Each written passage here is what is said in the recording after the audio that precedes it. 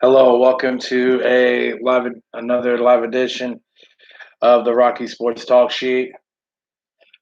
I hope everybody's having a good early morning. Uh, got a lot of stuff to talk about right now. A big thing I want to talk about is let's first get into this Logan Paul and Floyd Money Mayweather fight that happened Sunday. I believe that fight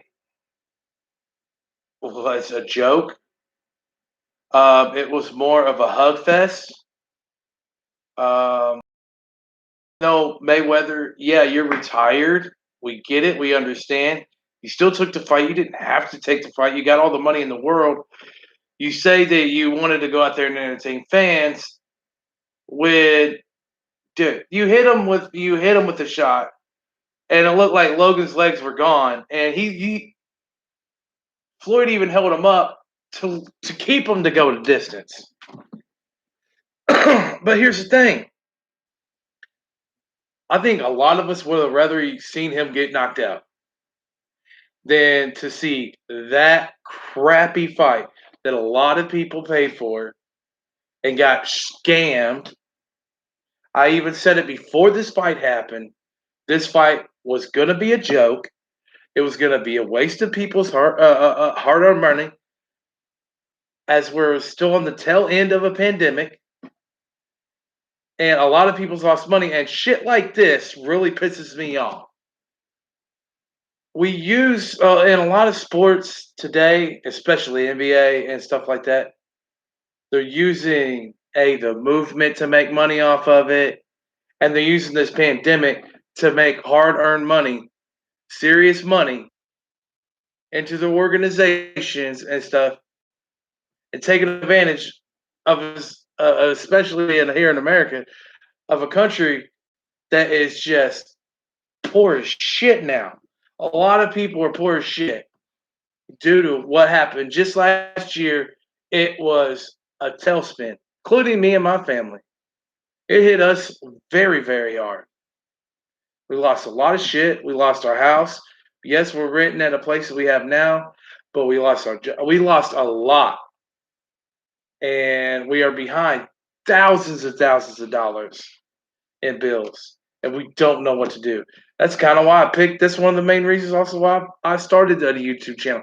I'm trying to find other outlets to bring in money. It's not working so far, but it doesn't mean I'm going to give up because I'm not going to do that. Fuck that. I like actually doing this too because I love sports. But this boxing bullshit between the Paul brothers is destroying the sport of boxing, destroying it. They're making more money off of the Paul brothers and all these jokes of fights that they're putting on than real fighters like Terrence Crawford. We could throw out Tyson Fury, Triple G, Canelo. How about we see some real? How about boxing? You want to fix shit? You want to fix your own fucking sport? How about all these promoters back the fuck up?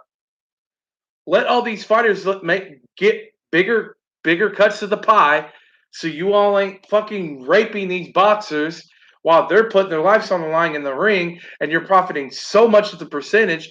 How about you back the fuck up a little bit and you give the fans the fights that they really want and see how much money you'll fucking make. See how much money those fights would make. I mean, you could have Crawford versus. You could have a lot. Hell, I even who wouldn't watch another Triple G Canelo?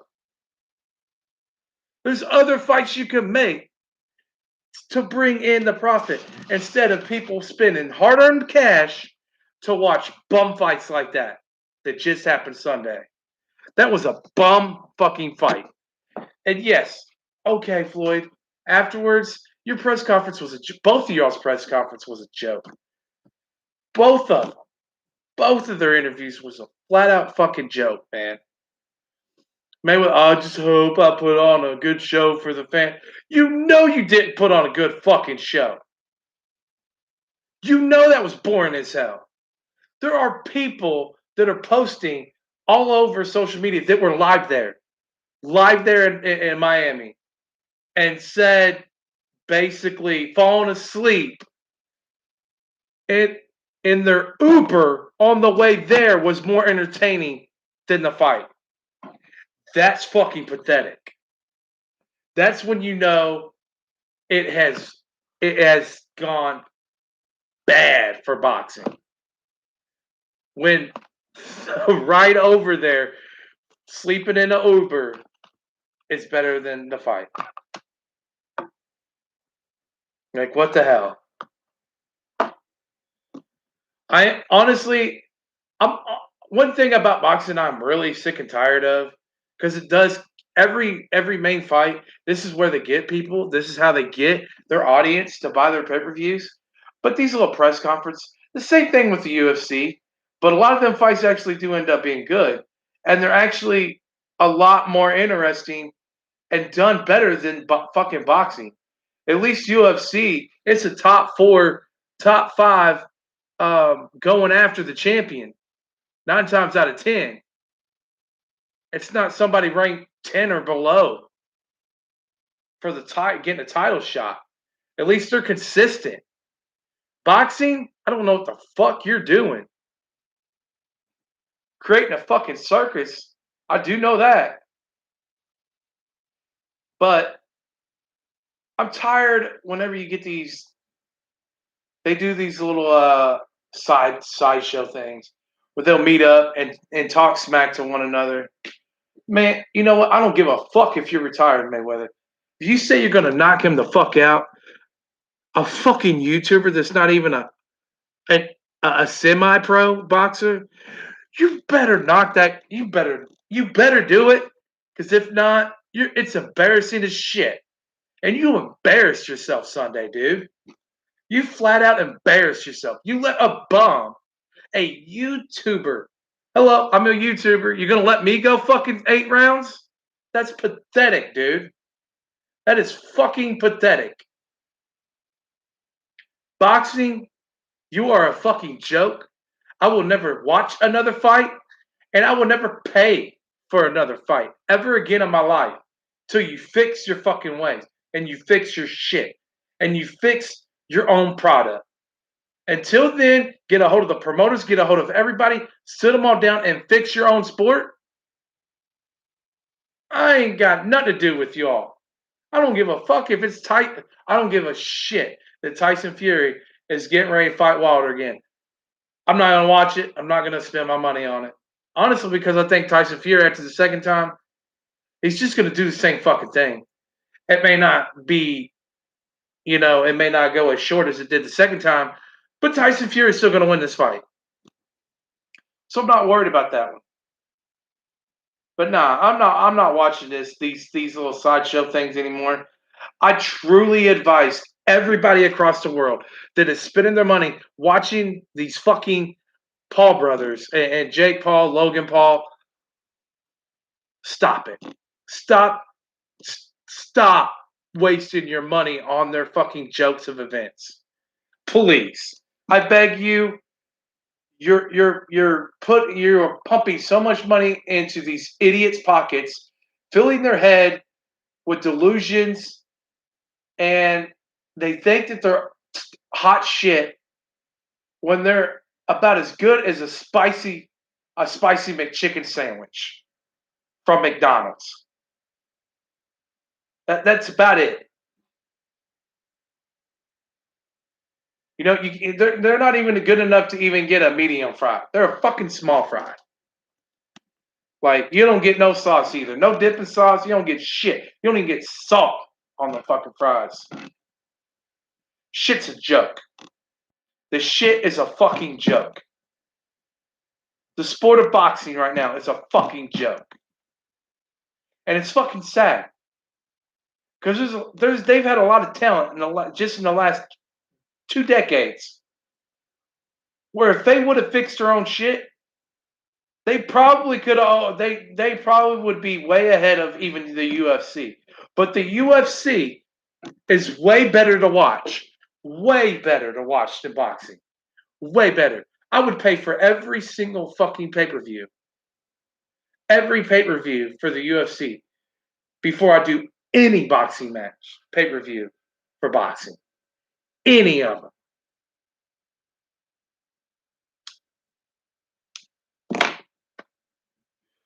That's how I feel about what the fucking farce of bullshit that happened Sunday. It's fucking ridiculous. Flat out ridiculous. Now I'm gonna give y'all some scores here. We're gonna go back. We're gonna go to the NBA now because we're done talking about that joke of a fight.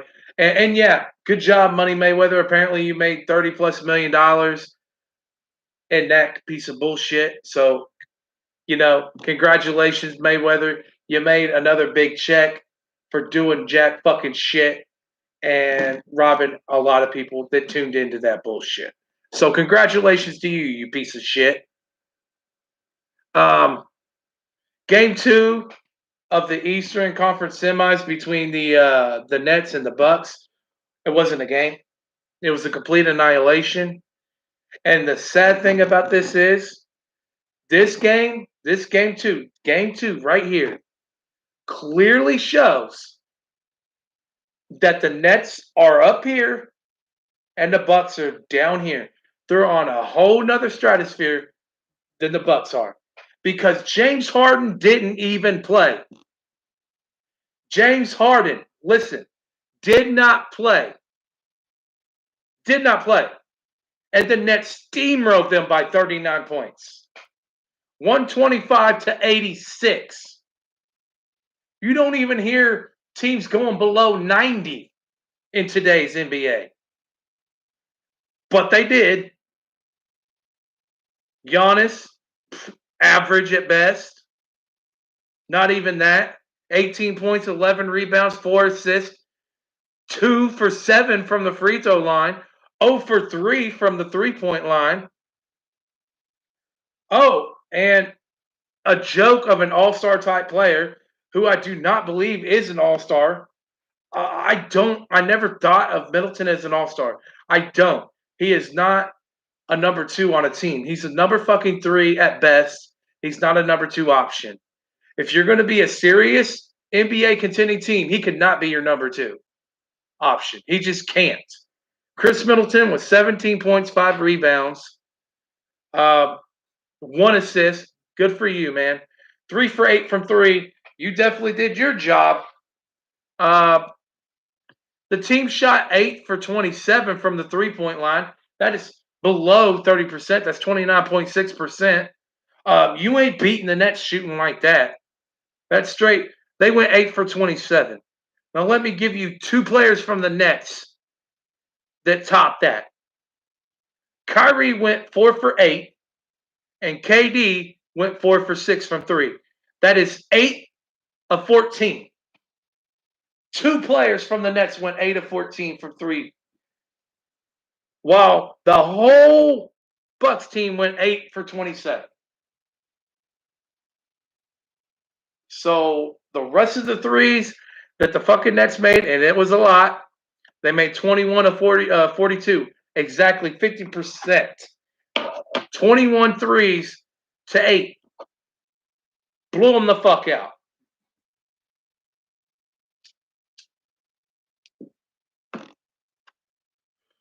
You can't have a disparity like that in today's NBA. Even though I don't like today's NBA. I missed the early 2000s.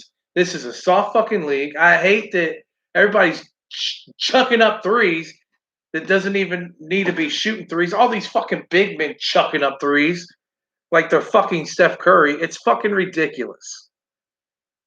In some ways, I kind of hate that Golden State won all those titles because it changed the game.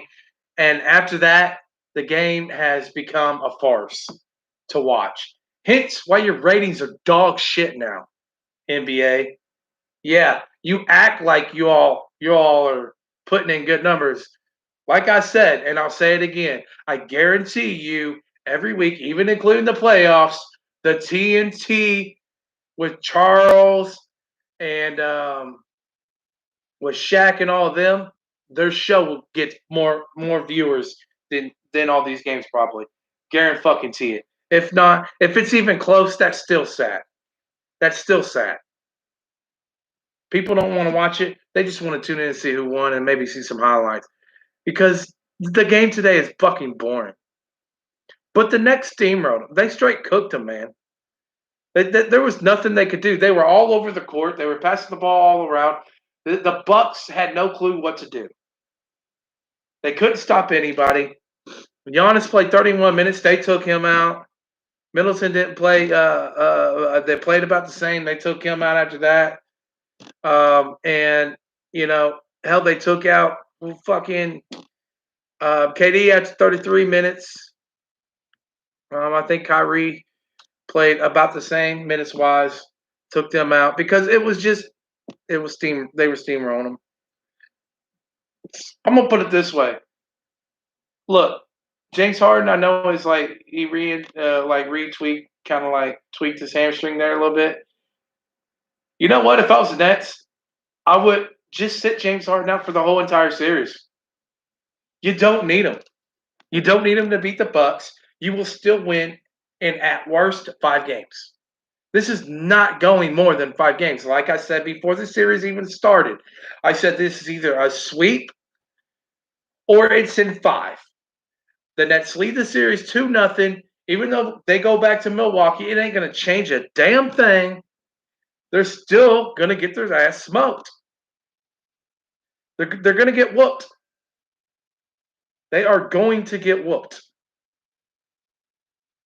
KD had 32 points, 6 assists, 4 rebounds, 3 turnovers. Kyrie had 22 points, 6 assists, 5 rebounds. 9 for 17 from the field, 4 for 8 from 3, like I said. KD was 12 for 18 from the field, 4 for 6 from threes. And like I said, James Harden did not even play in game 2. And you all still got smoke checked. 1 point away from losing by 40. They almost put a 40-point drumming on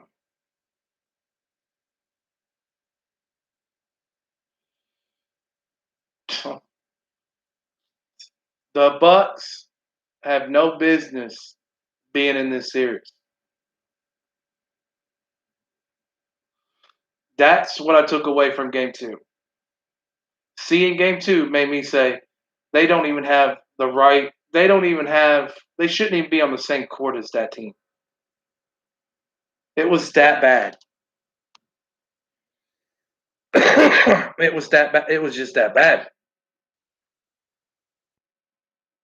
Turnovers also killed them.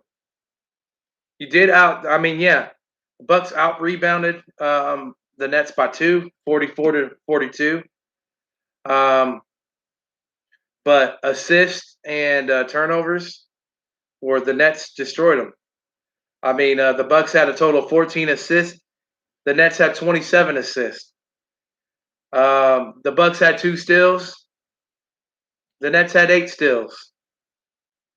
The Bucks had 16 turnovers. The Nets only had 8. They just beat you all in so many different assets of the game. The 3-point line, assists, steals. They played better defense than you all. They caused more turnovers than you did. They were practically, you all were the exact same on boards. And they shot the lights out from the 3-point line when you all didn't even shoot 30%. Shot 29.6. You all shot the Bucks shot 44% from the field as a team, as a whole, while the Nets shot 49 of 94, 52% from the field. How the Bucks had issues making free throws. While the Nets only had 7, but they made 6 of 7. They shot 85%, almost 86% from the free throw line. Yeah, it's every asset of the game. The Bucks got their ass whooped. This series is over. All you Buck fans, all you Giannis fans, I thought whenever he signed that max deal, and he's staying there for a while in Milwaukee, and he's going to be a Buck unless something happens. That if it isn't all about money, he should have went somewhere else. He should have went somewhere else to win a chip. But obviously the money was too good. Can't blame him. He's earned the right to take that big contract and the money to stay where he's at to get the max dollars. But also, Giannis, I warned you.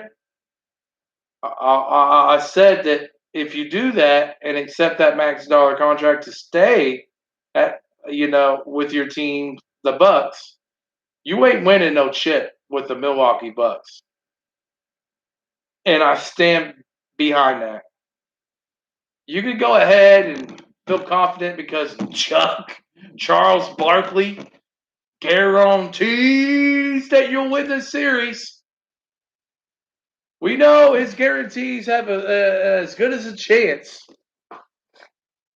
as a deviled egg on Thanksgiving being good, sitting out all the way until next Thanksgiving. That's a whole year, people. That's how good his predictions are. You know damn well that egg will stink sitting a year. And if you ate that, you'd be dead. Because that would be so bad it's retarded. That's how bad Charles Barkley's predictions are. So Milwaukee, you're fucked. The series is already over. I don't care that it's only game 2. You all are down 2-0. You are obviously outgunned, outmatched in every asset of this matchup. There's nothing you can do. And to make things worse, if they do bring James Harden, another reason why you all can't hang with this team. You all just cannot hang. Like I said, the Nets are winning it all. I'm not wavering from it. And after tonight or last night, they showed me that I'm looking real good in my pick here. Now, in the other game, the Western semis, game 1 of the Nuggets versus the Suns. The Nuggets did have a lead. Jokic was playing okay. It was they were probably like 4 or 5 minutes into the third quarter, and Jokic already had 20 points. Well, basically a little bit more than half of the third and the whole fourth, he could only muster 2 more points and 1 more rebound and 2 assists. That's basically it. The second half, the Joker, the MVP of the league this year, he is going to be the MVP. If he doesn't get it, it's a robbery. But he got shut the fuck down in the second half. They still fought, but second half and the fourth quarter was just the Suns. Suns took over. I'll go through. I'll give you all the stat line here. Aaron Gordon played 29 minutes, went 8 for 14 from the field, 0 for 3 from 3-point line. He hit both of his free throws, 4 rebounds, 3 steals, 18 points. Porter Jr. went 6 for 13 from the field, 3 for 8 from 3, 7 rebounds, 2 assists, 15 points. Jokic went 10 for 23 from the field, 2 for 5 from 3, 9 rebounds, 3 assists, 2 steals and 22 points. Another guy to play 31 minutes, and you can't. I know that Murray's gone, but you can't have somebody, come in and play at guard and stuff and give you this kind of shit. If the Nuggets want to come in, Austin Rivers has got to put up better. Has got to do better than he definitely did in this game. as he played 31 minutes and mustered 7 points, 2 for 7 from the field, 1 for 4 from three, 3 rebounds, and 4 assists. That ain't getting it done. If you're going to play guard, you can't be in the second round of the playoffs and play over 30 minutes and put up 7 points. That's just a waste. This team, if you're going to play 31 minutes, whatever player on the Nuggets, you got to get double digits, and you got to play. You got to play solid. You ain't got to play like a superstar, but you got to play solid. You got to give them like 14, 15 points. If you're going to play over 30 minutes to win this series against the Suns. That's just how I feel about it. Now, here's another player played over 20 minutes. Played 23 minutes. Monte Morris, 1 for 10 from the field, 0 for 4 from three, 2 points, 6 assists, 1 rebound. JaMychal Green, 23 minutes. He actually played pretty solid. 4 for 5 from the field, 2 for 3 from the 3-point line, 11 rebounds, 10 points, had a double-double in 23 minutes. 10 points, 11 rebounds, 1 assist. I'll be looking more into JaMychal Green.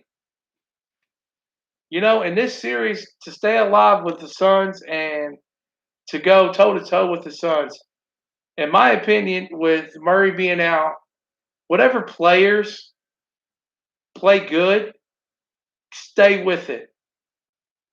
Once they go, you just switch it up. Once they keep playing good, let them play good. Give them the minutes. You got to find a way to sneak the series. Because in my opinion, the Suns are the better team. The Suns are a better team. Now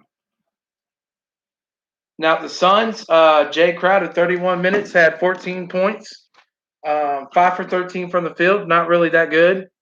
3 for 9 from three, not good. 5 rebounds, 1 assist. Bridges played pretty good for him, 23 points, 8 for 12 from the field, 4 for 8 from three.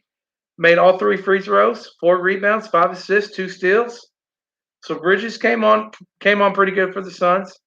Ayton, another solid performance. 9 for 13 from the field, hit both free throws, 10 rebounds, had a double-double with 20 points to go along with it. So he had a 20-10 game. Chris Paul, 8 of 14, 2 for 3 from three, hit all 3 free throws, 6 rebounds, 11 assists, 1 steal, 21 points. Devin Booker, 8 for 12 from the field, 1 for 4 from three, hit 4 of 6 free throws, 4 rebounds, 8 assists, 1 steal, 21 points as well. Now, in some ways, this game wasn't that far gone. It really wasn't. I mean, yes, they lost by 17, but I mean, the Suns shot 54%. The Nuggets didn't shoot awfully bad. They almost shot 47%. They shot 46.7% from the field. 3-pointers, they could have done a little bit better. But again, they were both the same. You know, even the Nuggets did hit 1 more free throw than the Suns even did. But the Suns shot at a better percentage, shooting 13 for 34, 38.2%. And then the Nuggets shot 14 of 40, that 35%. So not a big discrepancy there. Free throw, yeah. Rebounds, basically the same. The Nuggets had 41 rebounds. The Suns had 44. Assists, real close. The Suns had 30 assists. The Nuggets had 26. The Nuggets had 10 steals. And the Suns had 8 steals. Turnovers, the Nuggets had 11 and the Suns had 10. The final score was 122. The Phoenix Suns and the Denver Nuggets 105. So the Suns have a 1-0 lead. Like I said, later on in the third and in the fourth quarter, they just put the Nuggets away. But for the first 2.5 quarters, it was a who's ball game. back and forth. It was good. It was a good game. The final score isn't truly indicative of how it went, but yeah, you need to get more. Like I said, Rivers, if you're gonna play that much minutes, and Monte Morris, those two have to step up. If we're gonna put in over 23 minutes and the other one 31 minutes, they can't they can't come out there and basically combine for 9 points. They can't do that. They gotta give Jokic more than that. They have to do more than that. You got to contribute better than that.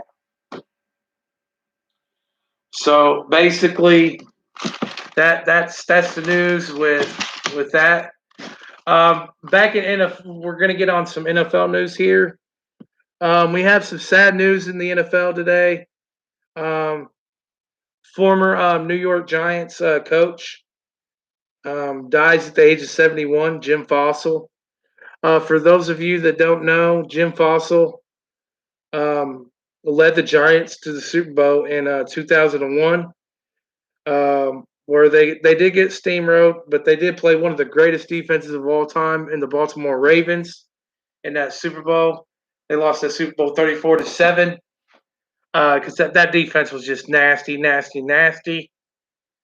Um, but yeah, they went 12-4 that year, winning the NFC East. Fossil, his record with the Giants as their head coach from '97 to 2003 was 58 wins, 53 losses, one tie. To me, one of the underrated coaches during that time. Very solid, one of a very good, solid head coach in the National Football League. So very sad to see him go. He was also a long NFL assistant, usually offensive coordinate at offensive coordinator roles with the Giants, Broncos, Cardinals, and the Ravens. And in college, he also led the Utah Utes in college from 1985 to 1989. So rest in peace to Jim Fossil. My condolences go out to your family. I hope you and your family um, come out of this okay. And like I said, I mean, 71 years. He lived a really good life. So I think just a good celebration of life for him and his family. And I think that the family will pull through this, even though I know it's tough, especially with his family. It's probably a major loss, but definitely left a lasting impression on the NFL for sure, and the Giants organization. Even though they didn't win the Super Bowl, he took them to the Super Bowl, and he took them to 3 playoffs in 6 years. With whenever he was the head coach of the Giants during '97 and '03. So yeah, um, very sad news. Like I said, just my best wishes and hearts and prayers go out to the Fossil family there and friends and all the people in the NFL and across the league that knew him. So, other news. Um, Now there is a undrafted free agent that signed with the Tampa Bay Buccaneers this offseason out of Navy. Cornerback Cameron Kinley. The thing is, he did participate in team's rookie minicamp, which the Navy gave him permission, but the Navy did not will not allow him to delay his service commitment. They denied that. So whenever he has to do his service, he's going to have to give up playing for the Tampa Bay Buccaneers. And he's going to have to do his committed service for the Navy. Cameron Kinley had something like this to say. Um, he hopes it gets overturned so he can accomplish a childhood dream and represent the Navy. Um, that is a tough subject because you know what you're signing up for um, before you do it. So honestly, this is not the Navy's fault, and it's the military. Once you sign that dotted line, you have a commitment that you have to do. If you don't show up, you're considered a deserter. You don't want that to happen. So it could get overturned. You never know, but also you really don't want that Pandora's box opened. Also, so I don't know. I'm not even going to really put my opinion on that subject. I mean, I kind of said it in a way. I mean, you do know what you're putting yourself into. You do know what you're signing up for. So, I mean, you made your choice. You kind of it's kind of like that saying: you make your bed, you better lay in it. So, um, maybe they do come up with some kind of agreement. But I mean, David Robinson in the NBA, he had to wait for his Navy thing before he could even go to the San Antonio Spurs and play for them. I mean, it happens. It's happened in sports. So I really don't see it changing. In other news, it's more like obvious news in the NFL, honestly, at this point. Because to me, sources have said that Aaron Rodgers is unlikely uh, to report for Packers minicamp. I'm not shocked. It doesn't surprise me. Aaron Rodgers wants out of Green Bay. He will do whatever he wants to do. But I still don't think Green Bay is going to cave.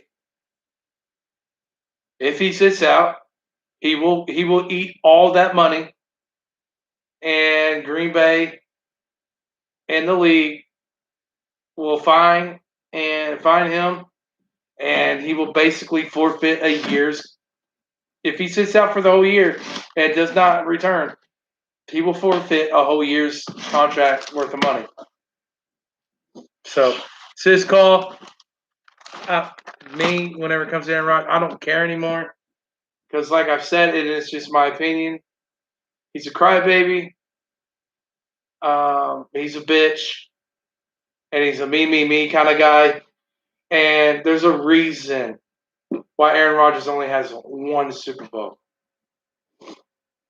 and a lot of the reasoning is Aaron Rodgers himself. He's the main reason why he only has one Super Bowl. So, not saying he's one of the all-time greats because at quarterback, yes, he is, but also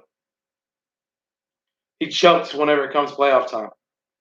His stats, his numbers, everything are way different in the playoffs compared to what he does in the regular season. When the limelight shines, he folds.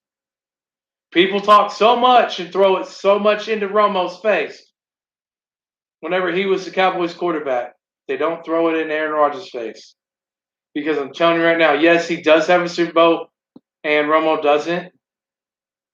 But man, he's had some really good talented teams. And for a quarterback like Aaron Rodgers to only have one Super Bowl, to me, a career like his, that's a bust. That's a bust of a career.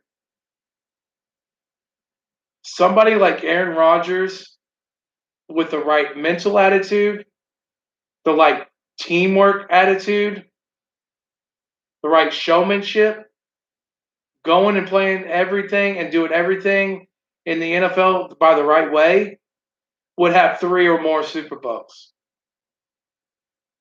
But the Aaron Rodgers that everybody's always known in the NFL, that is more, like I said, I compare him to a more bickering, complaining Jay Cutler. That's who he reminds me of. A crybaby version of Jay Cutler. Enough said.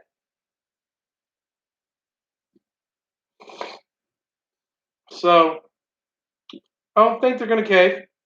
Green Bay, you shouldn't cave. Make his ass fucking sit for a whole year and give all that fucking money back for a whole season to you. I'd fucking do it. I'd let every team know that called. Be like, bro, either you want to give us what the fuck we asking for in a trade, or we're just going to make this dude sit out every year and waste the latter ends of his career sitting and paying us back, or he's going to do what we want him to do and what we paid him contractually to do. That's what I don't like about athletes in today's world. Once you sign the fucking dotted line and you take the money, you can take guaranteed money and sign a contract, but then y'all want to bitch and complain. But you get those big bonuses and big fucking, you get all the millions of dollars at the moment of signing.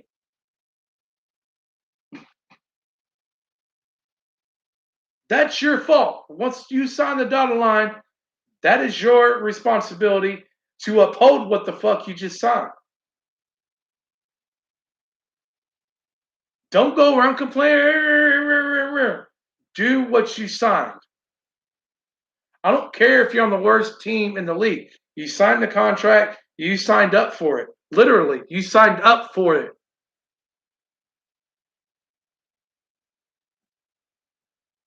Finish your tender how you're supposed to be and just shut your mouth, Aaron Rodgers. Because a lot of us don't fucking give a shit about this anymore. That's it with the sporting news of the day so far. We got some more games tomorrow.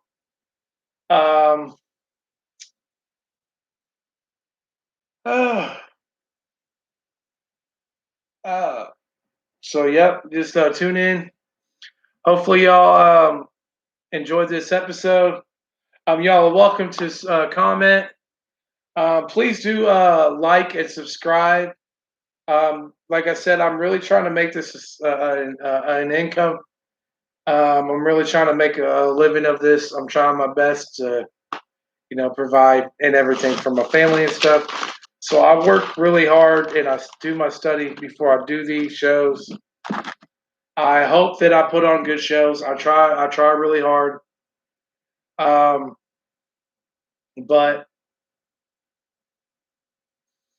I really need everybody's help, to be honest, man, with these subscribers.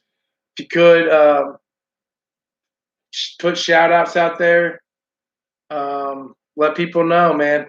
Also, y'all can find me on Twitter at Rocky Sports, ROCKEY Sports. Also, you can I do video game stream on Twitch. You can find me on Twitch. Rocky Sports Talk Sheet, all one word on Twitch. Follow me on there. Thank you all for tuning in. Hope you all enjoy the episode. Please go check out all the numerous videos that I've done during our first 3 months here. There's a lot of great videos out there. So please, thank you. And God bless to everybody. And hopefully, y'all have a great, great day. Thank you.